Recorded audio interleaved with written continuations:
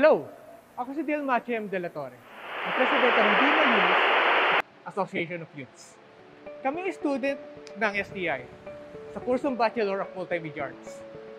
Isa namin kinuha ang aming pangalan sa aming organisasyon. Bakit nga ba namin naisipang isulong ito? Lagi ko nakikita ang mga daanan natin at syudad na di man lang nalilinis o mga kabataan na may kakulangan sa kaalaman pagdating sa proper waste disposal. Lagi namin naiisip, paano na ba ang ating kinabukasan? Makakalanghap pa ba tayo ng malinis na hangin? Makikita ba natin ang mga sapa natin na malilinis? Isa ito sa mga salitang tumatatak sa aming isipan. Kaya bilang kabataan na gusto ng pagbabago, ito ang magagawa namin. Hi, I'm Reggie Josh Pasaya, Vice President of Di Malinis Association of Youth. Our organization's mission is to take lead in promoting sanitary practices and encourage the youth to become responsible members of society. They say, knowledge is the most powerful weapon you are ever going to have at your disposal.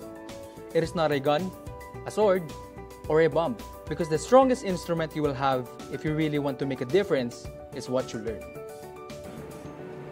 VP, ano nga ba ang vision ng ating organisasyon? Simple lang naman ang vision ng ating organisasyon. May bahagi ang kaalaman at mga turo patungkol sa proper waste disposal. Bukod dito, may bahagi rin ito sa mga darating na henerasyon upang maging beneficiary sila. Ano nga ba ang goal ng aming organisasyon?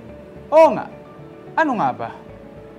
To educate the importance of environmental issues. To host fun and educational activities that signifies the importance of environmental issues. To provide sustainable solutions that are beneficial to newer generations. Kaya sumama ka para maprotektahan ang ating kinabukasan.